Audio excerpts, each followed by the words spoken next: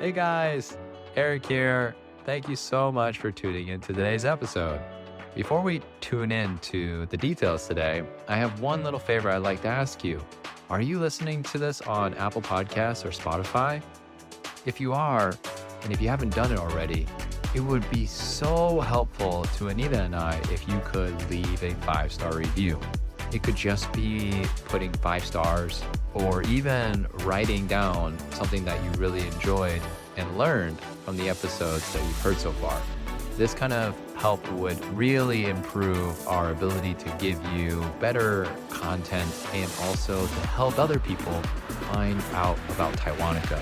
So if you wouldn't mind taking just a few moments to do that if you haven't already, we would greatly appreciate it.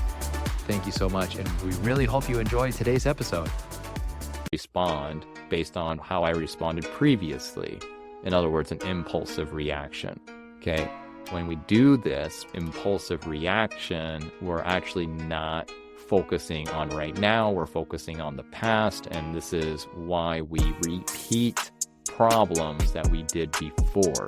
So when we meditate, it actually gives us an opportunity to change, to choose a different option.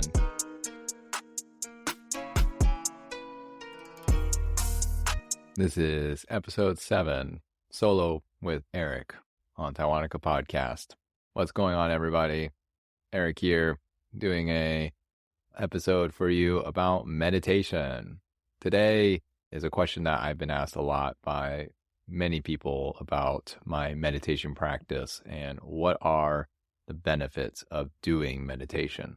So today I'm going to be giving you a clear descriptive analysis of what meditation is, how you can do it, what time you can do it, and all the other parts of meditation that usually confuse people about the process of doing it. So I hope you're excited about this episode. Let's go ahead and dive on into today's meditative practice. So first of all, I just want to open the door to what meditation is. A lot of people think that meditation means that you have to go onto the top of a mountain, shave off all of your hair, wear a robe, and sit silently doing nothing all day. And even though that is a meditative practice, that is not what you have to do in order to meditate. Okay? Everyone is capable of doing meditation. I do meditation every single day. And if you're watching this on YouTube, you can tell I got a lot of hair. Besides that, you can definitely know that meditation is for everyone. It's something that we were all gifted to be able to do, similar to being able to run and walk. And so what are we doing when we're meditating? Meditative practice is to help us recenter ourselves. And recentering can mean a lot of things, but to make it really simple for you to understand, centering yourself means to calm yourself down. By calming yourself down, you are able to gain what's called the creative intelligence. And creative intelligence is another word for being conscious. And conscious is another word for being in the present moment. And being in the present moment means you are here, you are now. Okay? So all of these words are things that have been thrown around in articles, newspapers, online, say social media even does it. But they all kind of be used in these different ways to kind of confuse a lot of people of, well, what is exactly going on? There seems to be a lot of vocabulary that look like words I know, but they're being used in this way and that way. And so it gets a little bit confusing. Meditation is simply just the act of you calming down and focusing only on yourself and the world around you through your senses. So that can mean the sounds that you hear outside of your window. It could be a car driving by or a bird chirping. It could even be a dog barking. And all you're doing is paying attention to that. Another side of meditation is focusing inward, inside of your body. What are the feelings that you're feeling? What is your body sensations? Or what are the thoughts that you're having? All of this is interconnected with this exercise. And so a lot of people will start to ask, well, I've heard before that when I do meditation, I should not be thinking about anything. And so what they try to do is stop their thinking. And my biggest recommendation that I've been told, and I will tell you, is stopping your thinking is only going to hurt. It's going to give you a headache. So trying to force yourself to not think is not meditative purpose. Okay. At one point, you're going to want to have space in between your thoughts and have that space be silent. And that will be beneficial. But your goal is not to force yourself to stop thinking. So hopefully that makes a clear, distinctive difference between the two. Our goal is to separate ourselves from the thoughts that we're having and separate ourselves from the feelings we're having inside our body. And when we do this, a whole bucket full of benefits comes into our life. And I'll get more into that towards the end of this episode. So hang in to the end of the episode for you to know more about the benefits. For now, what I want to just share is a couple of easy things that you can do today to implement meditation into your life so that it doesn't feel like a chore or a burden or even something that feels impossible for you to do. A lot of people tell me that they can't meditate. Why? The biggest reason they say is they fall asleep. And so when I hear this, I always have a little chuckle, not at them, but at myself, because I too, when I first started meditating, fell asleep many times. And the reason for it was because I didn't know why I was meditating. And so my brain, when it was closing its eyes and relaxing, what do I usually do when I close my eyes and relax? I go to sleep, right? So it's just a natural process that your mind is telling you, oh yeah, my eyes are closed. Hey body, it's time to go to sleep. And so the body shuts down, right? But if you have a purpose or an intention, the word I prefer is intention, then the process of doing meditation becomes more idealistic and something that you can potentially gain from.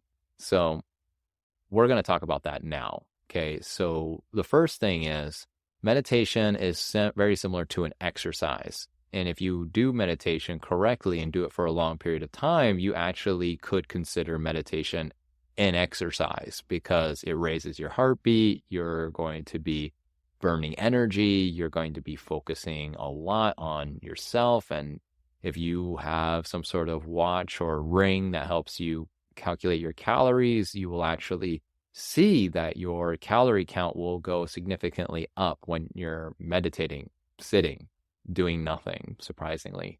For example, for me, if I go through a 1 hour meditative practice and I'm calculating my calories from it, it comes out to an equivalent to me doing a 20-minute swim. It's phenomenal. It's amazing how many calories that you can burn by just sitting on the floor or meditating. So that's one purpose that I wanted to share with you today. Another purpose is going to be from the benefits section. And so I will tell you the rest of the benefits towards the end. But next, what I'm going to tell you is about where meditation is best to do, time meditation is best to do, and who you could do it with and who you should probably do it without. So I'm going to start that now. The first one is where.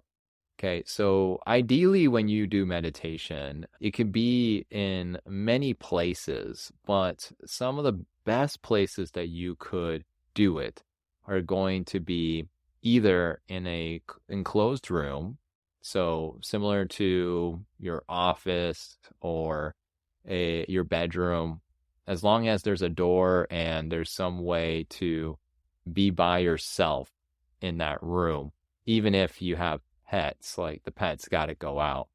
Then if you are secluded or you're by yourself in this room, that will be the best place at home. Now, the other place that you could do it is in nature. If you want to do walking meditation, that's another possibility of just walking in nature and absorbing the world around you is also considered meditation. So there are many different ways that you could do it, but the two most common ways is sitting down on the floor in a room by yourself or walking through nature and just taking in the land around you. Okay, those are the two easiest ones for you to start today if you really wanted to add this to your life. Now, what time is good? So if you do nature, obviously morning and afternoon will be better. Nighttime, not so idealistic because it's a little bit dangerous. So don't recommend nighttime meditation walking.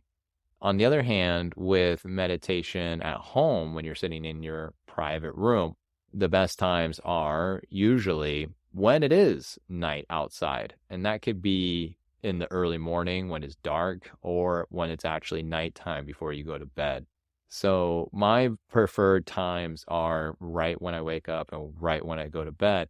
And there are many scientific reasons for that, and I'll save that for a future episode. But the main reasons why I do that is because it's the easiest time to focus and have the least amount of interruptions. As much as everyone would love to meditate all day, we all have our priorities that we need to take care of, such as our work, our friends, our family.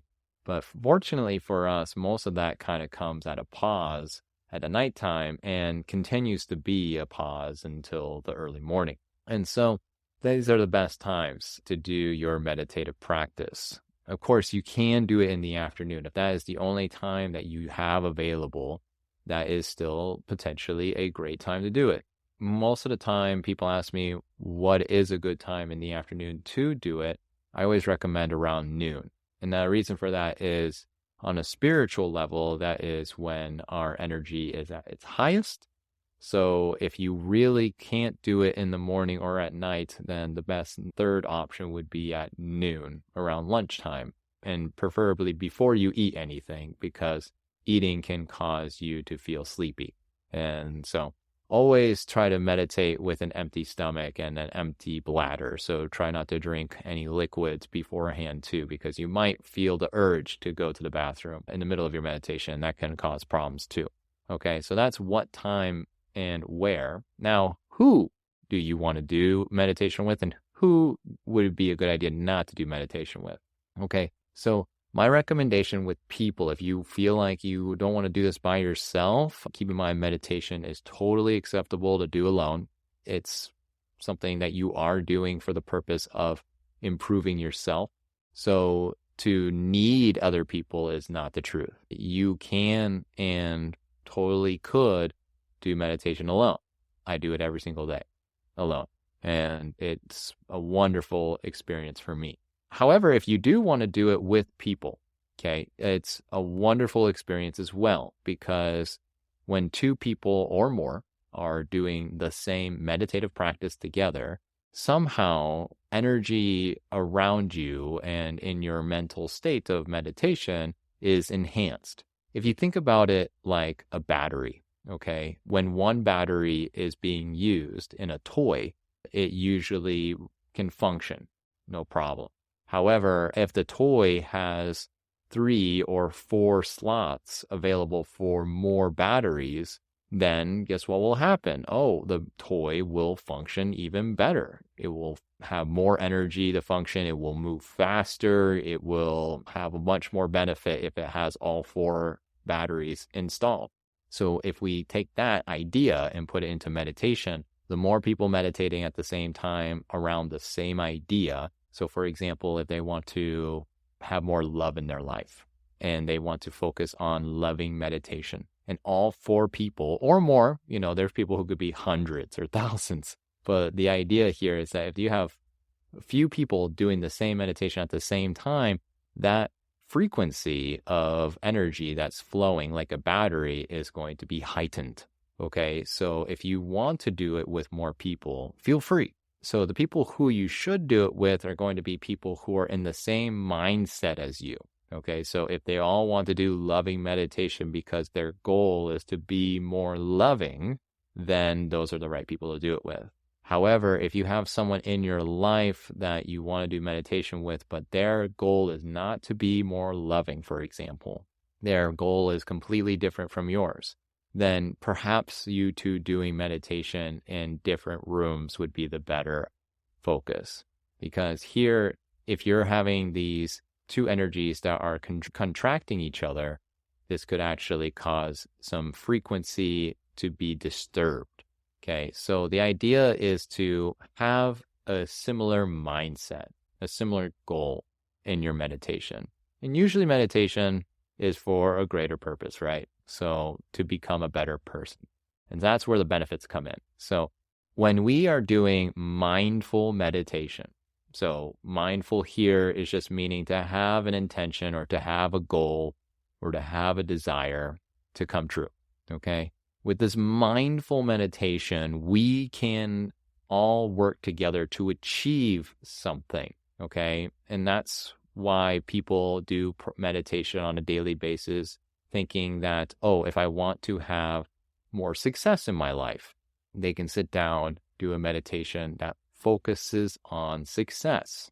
Okay. On the other hand, if you have something about love, since we brought that up earlier, if you want to feel more love in your heart and you do a loving meditation, you can generate this energy, just similar to if we were cultivating plants in a greenhouse. Okay. If we have these seeds that we plant in soil in a greenhouse, over time, these plants will start to grow out of the soil and start becoming bigger and bigger and bigger. So the same idea with meditation here, but through an energy point of view. We don't have plants that we can actually see, but we can have plants that give us feelings. Okay, so that's what we're doing here with this loving meditation example. And say, I want to really bring a lot of love into my life. I want to be a more loving father. I want to be a more loving husband. I want to be a more loving friend, whatever it is. All I need to do is focus on love in my heart when I'm sitting down doing my meditation. And there are techniques that I'll be happy to share with you on how you can do that. I'll share one with you right now, and you can take this into your meditative practice. So one that I just recently learned that I am now going to put into my practice is 4 phrases that you do. And you do one phrase for every inhale and exhale. Okay, so that means there will be 2 phrases for inhales and there will be 2 phrases for exhales. Okay, so it's all around the idea of the words you're trying to accumulate more in your life. So I'm going to just keep the love example going because that's what we're talking about in today's episode. So the first one that we're going to do, I'm going to pull out my notes for this, is this. I choose love is what we say on the inhale. And on the exhale, we would say, I feel love. And then on the inhale one more time, I know love. And on the exhale, we would say, I am love.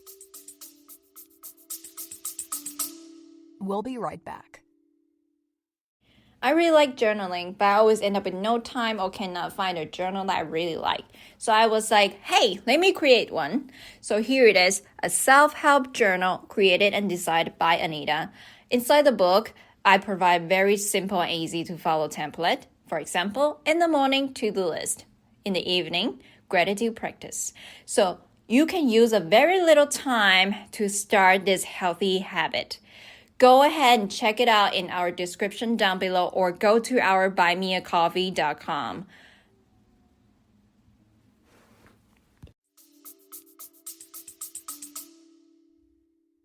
And you just repeat these 4 phrases over and over again.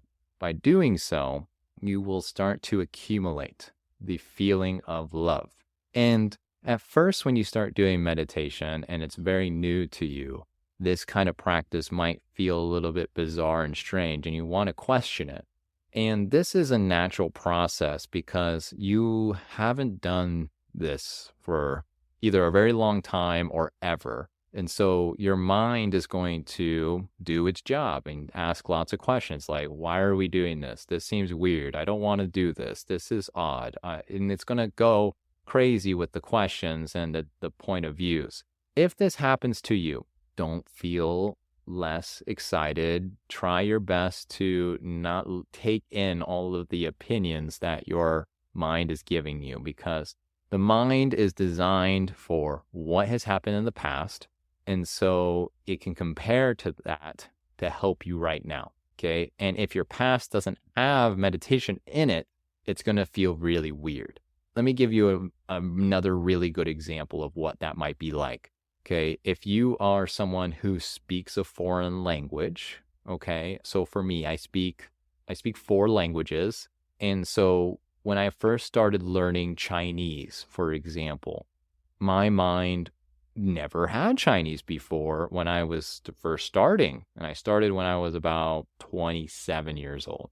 Okay. So when I started, my brain was like, Eric, we know Japanese, so let's just say Japanese instead.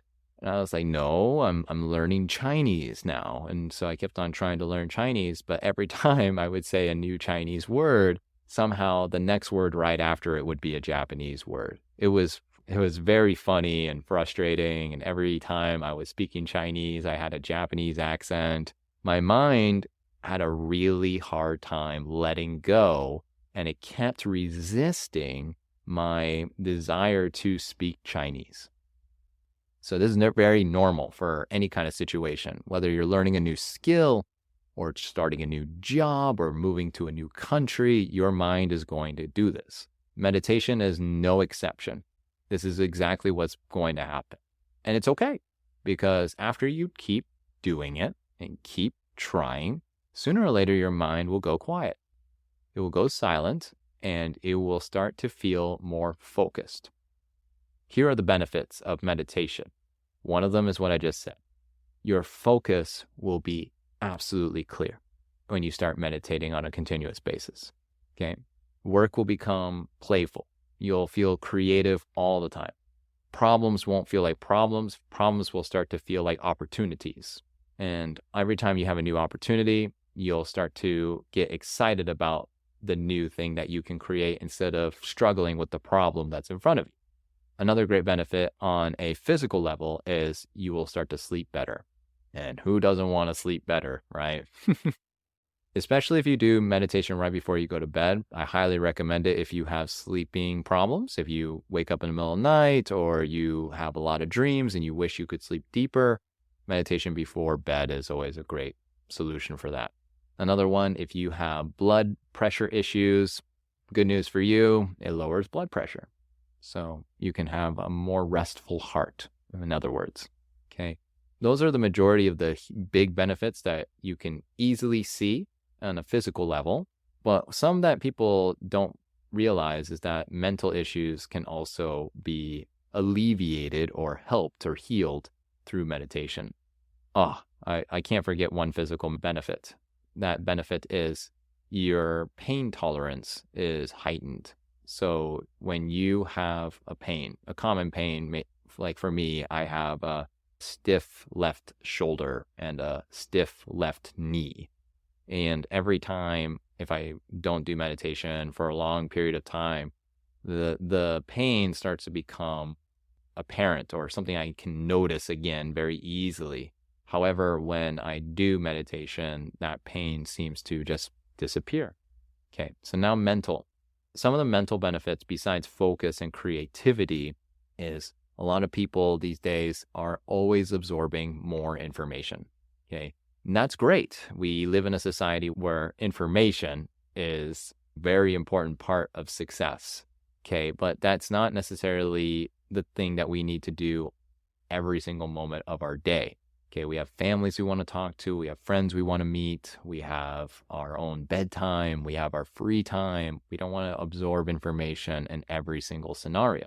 And so when you do meditation, it becomes easier for you to turn off the switch of needing to absorb information or to remind yourself of information or to listen to the little voice in your head telling you things that you already know on repeat, right? For example, you just learned something new about your business or at your job, and your mind is constantly repeating it in your head over and over again. And you're like, I already know what it is. And your mind says, that's nice. And then they keep on doing it again and again. I'm sure a lot of people can agree with me that they've had moments like this before.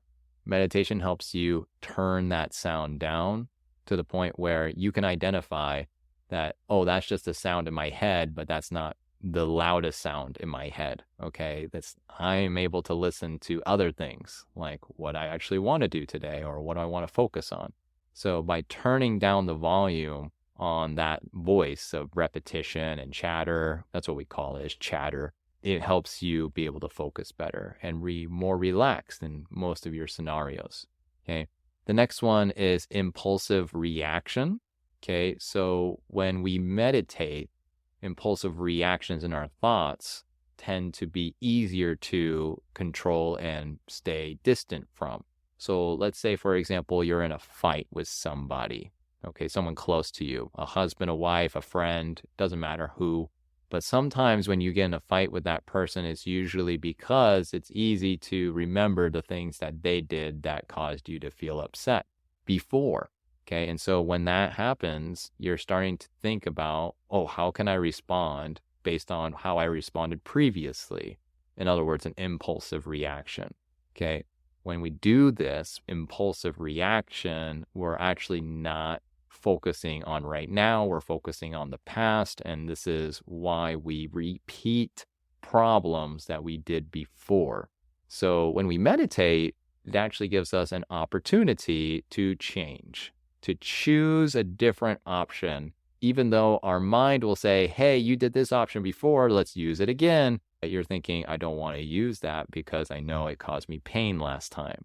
And to avoid the pain, you choose a different option and see how that goes instead. Opportunity instead of problems. That's another great benefit. So that's just physical and mental. There's also emotional benefits of meditation. One of those is to be conscious, or like I said previously, what is conscious? Presence. And what is presence? Being here in the now. Okay. So here you can be here in the now with your emotions. Okay. And by doing this, by being in the now with your emotions, it will help them process. Okay. Another word for emotion that comes from Latin is disturbance. Okay. So when we have an emotion, it's actually disturbing our presence, our now. Okay. So if we're angry is adding a layer or a pair of sunglasses above our view of right now. I'm seeing now in an angry way, right? I'm wearing angry sunglasses. That's because of the emotion. And this emotion is our disturbance. It's disturbing our now. So when we sit down and meditate and focus on these emotions, we're taking off one layer of glasses at a time. Okay. And each time we take off more and more of those glasses, we're getting closer and closer to the now, the present moment. And when we do that, that's where all of those benefits I just previously mentioned come into your life. So as you can see, there are lots of great things to earn by just sitting down and meditating. Now, the last thing people ask me is, how long should I meditate? It really just comes down to your intention or your goal and how willing you're going to be to make this goal a reality in your life. Okay. So I always recommend start small and work your way up. So some of my clients will start as little as 5 minutes a day and they work it up. Over a year time, they get from 5 minutes to 30 minutes a day. And that's great. As I previously mentioned, I do an hour in the morning and I also do about 20 minutes to about 30 minutes at night. That's because I've been doing it for quite a long time. But I know people who start meditation and immediately get to the same amount of time as I'm doing. That's because their intention is high. They have a big goal that they want to achieve, whether it's to have clear mentality or less physical pain or to be free of all the emotions that they've built up in their life. Okay, they have big goals. And so big goals come with lots of meditation practice. And at some point, you get to your meditation practice where you have achieved your goal. And then you can think about how much time do I want to put in now? So it's not something that you need to consistently stay at forever at some sort of level. Like you see monks in the mountains meditating for hours and hours and hours. That's because they have really, really big goals. For some of them, it's to reach enlightenment. And that's a big goal for some people. So it all depends on you. That's the answer to that question. And with that question, I'm going to stop here. I hope you found this video interesting, or this podcast episode if you're listening on your podcast channel. Thank you for listening to all this episode. If you liked it, please let me know. You can like it or subscribe to the YouTube channel. Please leave a review if you're on Apple Podcast or Spotify. It helps other people find this information. And finally, as a last note, I have been writing articles about meditation and mindfulness on a website called Medium. I will put the link in the description down below, and they are free for everyone to look at. So definitely feel free to check them out. They explain more details and more meditations that you can do, help this process move forward. I hope that you have a wonderful meditative journey, and feel free to ask me questions on Instagram about it. Be more than happy to help you get through this together. Thank you again, and I hope you have a wonderful day. This is Eric. See you next time. Thanks so much for tuning in to Taiwanica. If you're enjoying the show, please feel free to rate, subscribe, and leave a review wherever you listen to your podcasts. That helps others find the show, and we greatly appreciate it. Thanks again for listening, and we'll catch you in the next episode.